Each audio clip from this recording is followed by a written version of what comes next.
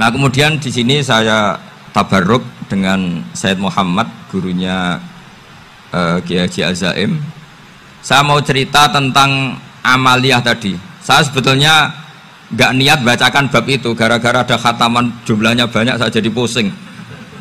Ini panitianya tanya, khatam betul apa enggak? Iya Gus, khatam betul. Tapi kayaknya saya tidak yakin itu. Karena saya ini kan dari pondok tahfidz itu. Biasanya anak khataman itu ya rodok bodoni itu. Dibaca buanter sing nyemak ya mendelok pojok tok. Mergo kebanteren. Nah, akhirnya lafat-lafat yang di tengah itu enggak di apa?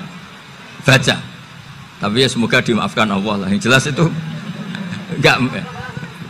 Tapi saya mau cerita ya. Jadi cara berpikir Said Muhammad ini nanti juga saya teruskan di Ma'had Ali. Ini saya baca ya. Di antara yang diyakini madhab Malikiyah, ini saya baca saja teksnya. Jadi ada riwayat namanya, kalau Said Muhammad bahasakan itu Ataqoh Somadiyah. Kalau di Indonesia kadang orang bilang Al-Ataqoh Al-Kubro, yaitu dengan membaca surat Ikhlas. Di sini jumlahnya hanya 100 kali, Kila 1000 kali. Tadi berapa semua? 700 juta. Ini sudah susuk banyak ini. Di sini hanya 40, riwayat lagi 100, 1000. Terus sampean tadi berapa? 800 juta. Wah ini sudah susuk ini.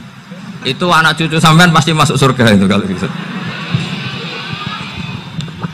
Ini saya baca, ini kitabnya Said Muhammad ini. Suratul Ikhlasi wal Itqu minan nar. Akhrajat Tabrani fil Kabir an Fairuz ad-Dailami wa ibnu Ukhtin Najasi. Waqad khadaman Nabiyya sallallahu alaihi wasallam. Orang ini jadi khadimnya Nabi. Qala Rasulullah sallallahu alaihi wasallam, "Man qara'a qul huwallahu ahad mi'ata marratin fi shalat ghairiha kataballahu lahu bara'atan minan nar." Ini hanya berapa ini? Mi'ata marrah. Berarti kalau satu orang itu cukup 100. Tadi sudah untuk 7 turunan tadi, untuk orang berapa? 800 juta. Ya, untuk 7 turunan cukup ya? Cukup. Untuk 7 turunan gitu. Ya, sudah susuk ini, sudah susuk ini. Aduh, ribet ini. Nah ini tak cari pembenarannya, ini supaya keren. Ini di halaman 188 Abwabul Farad. Warwa Ibrahim bin Muhammad al-Khiyari fi fawaitihi an Khudzaifah marfu'an. Man qara'a qul huwallahu ahad alfa marratin faqad ishtara nafsahu minallah. Berarti 100, ada riwayat lagi 1000. Nanti tak carikan lagi yang berapa? 1 miliar mungkin. Jangan dengar banyak-banyak. Nah ini saya baca ya. Wa hadzal adatu huwa al-ma'rufu bi ataqatis somadiyah. Wa qad nassa jama'atun mutaakhiril malikiyah ala istihbabi ataqatis somadiyah. Wa haddu ala qiraatiha wa istimaliha. Minhum Asy-Syaikh Abdus Salam Al-Asmar saat terus ini. Jadi kullu haula'i istahabbu ataqatas somadiyah ma'atirafi ba'dihim kal misnawi bisiddati fi hadisiha. I'timadan ala anna hadza minal fadha'il allati yutasahalu fiha. Faman sa'a yasta'milaha roja'a khusula ma fiha fala ba'sa bidzalik ala syarti alla ya'taqida thubuta dzalika anin nabi sallallahu alaihi wasallam hatta la yaqa fil kitsbi alaihi. Jadi intinya itu silahkan Anda bikin jumlah sesuai versi Anda, yang penting Anda jangan kampanye kalau itu perintah Kanjeng Nabi Muhammad sallallahu alaihi wasallam. Karena kalau kamu atasnamakan Nabi kemudian jumlahnya sampai 800 berapa? 800 juta, berarti Nabi mengajarkan masyakoh pada umatnya.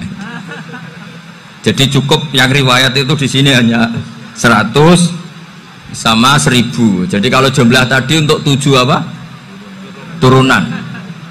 Jadi kamu harus ditutup dengan doa, ya Allah, semua itu bukan untuk saya tapi untuk 7 turunan. Tolong catat ya Allah. Karena itu. Jadi artinya gini loh ya, orang Indonesia yang sering mempraktekkan ataqoh somadiyah itu bukan tanpa dalil. Ternyata dalam madzhab Maliki, saya masih ingat ketika mbah saya kandung, bapaknya bapak, asmane Mbah Nur Syam, itu wasiatnya minta dibacakan 4000. Yang baca pas itu ya bapak sama anak-anaknya. Dan kemudian alhamdulillah zaman akhir itu mulai agak ngawur. Kalau ada acara itu wong liya kon maca anake mlebu metu gak melok maca. Itu keliru, saya jamin itu keliru. Saya sering kalau mimpin di rumah, kalau yasinan di tonggo-tonggo kok anaknya gak maca, saya keluar. Bapakmu wong liya kok kon maca, kata saya gitu. Jadi itu menurut saya itu yang jelas. Saya sampai ngisi begini, yang ada riwayatnya itu idza mata ibnu adam min qata amaluhu ila min salasin shadaqatin jariyah au ilmin yuntafa'u bi awaladin sholihin yatullah. Itu tidak ada di hadis au kiyayin sholihin yatullah, kata saya. Yang ada itu awaladin apa?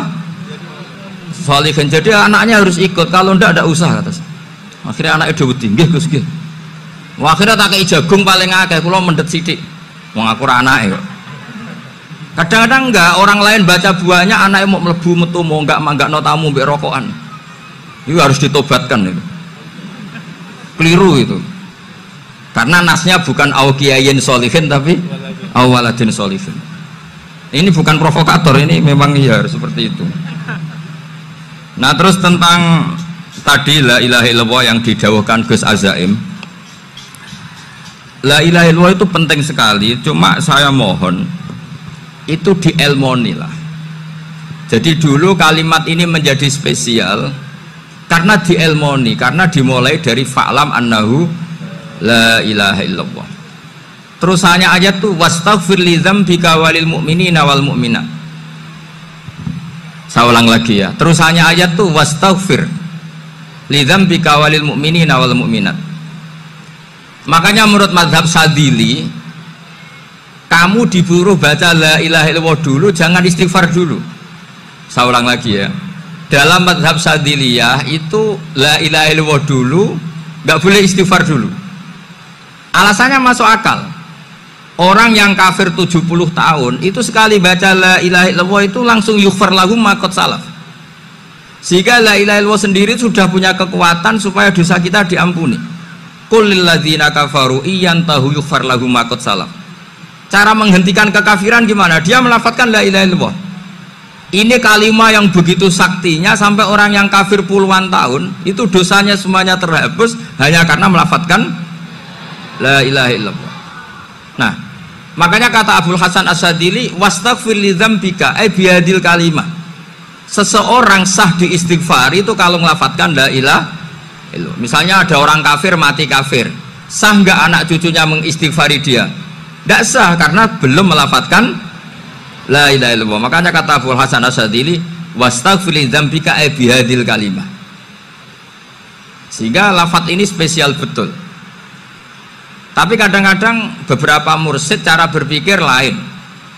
Ini kalimat thayyibah harus dibaca orang suci, sehingga mendahulukan apa? Istighfar. Untuk supaya pas ngelafatkan kalimat thayyibah sudah dalam keadaan apa? Suci. Itu juga masuk akal. Tapi secara meyakinkan saya sendiri lebih mengikuti manhajnya Abil Hasan As-Sadili karena alasannya tadi, yang kafir puluhan tahun saja langsung luntur dosanya karena melafadzkan la ilaha illallah. Artinya la ilaha illallah sendiri sudah bagian dari istighfar.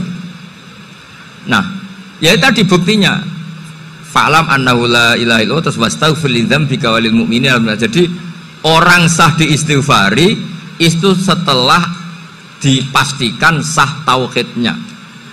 Jadi setelah tauhidnya sah yaitu la ilaha illallah baru sah apa? Diistighfari. Sehingga orang kafir, saya ulang lagi, orang kafir yang mati kafir anak cucunya tidak boleh apa? Tidak boleh menistighfar. Terus saran saya kedua, la ilaha illallah itu filosofinya itu nafyun li uluhiyati ghairillah wa isbatun li uluhiyatillah wahda. Filosofi la ilaha illallah itu gimana? Menafikan semua selain Allah itu tidak Tuhan dan hanya menuhankan Allah semata. Nah itu caranya gimana? Caranya kita harus terbiasa ini, karena tadi saya dibilangin panitia ini rata-rata mustameknya atau mustamiatnya ini santri. Caranya gimana? Dilatih pakai logika. Saya berkali-kali cerita kalau ngaji, saya sekaligus kampanye. Allah itu Tuhan yang begitu fair. Untuk menjadi Tuhan Allah mempersilahkan, ada kualifikasi Tuhan. Jadi boleh dikompetisikan, itu boleh kata Allah. Nggak apa-apa kamu ngaku Tuhan gitu kata Allah. Tapi nak ngaku pangeran itu paling enggak ya direputasi lah. Ada verifikasinya. Dimulai dari apa? Ya kalau jadi Tuhan itu setidaknya bikin langit bumi lah. Aturannya gitu. Jadi kalau daftar bupati ya daftarlah ke KPU. Masa tahu-tahu jadi apa? Tuhan kemudian tidak punya prestasi bikin langit bumi. Sehingga Allah itu cara ngendikan itu ya fair. Qul ara'aitum ma tad'una min dunillah aruni madza khalaqu minal ardi am lahum syirkun fis samawat. Coba yang kamu tuhankan selain saya, prestasinya apa? Ketika saya bikin bumi itu apa ikut bikin? Terus am lahum syirkun fis samawat. Kalau bikin langit, kalau nggak bisa ya urun lah gitu. Urun semen apa urun bego, pokoknya urun lah gitu. Urun ora, gawe bumi ora, ngerti-ngerti ngaku dadi pangeran. Kul hatu burhanakum. Jadi ya kan ya lucu kan, misalnya syarat kiai di Salafiyah kan keluarga Kiai As'ad, cucunya ngaji ngalim. Orang keluarga Kiai As'ad tuh aku kiai utama di Salafiyah. Oh mesti di penjara ya. Lah yo gak gawe langit bumi, gak ada prestasi terus ngaku sebagai apa? Tuhan.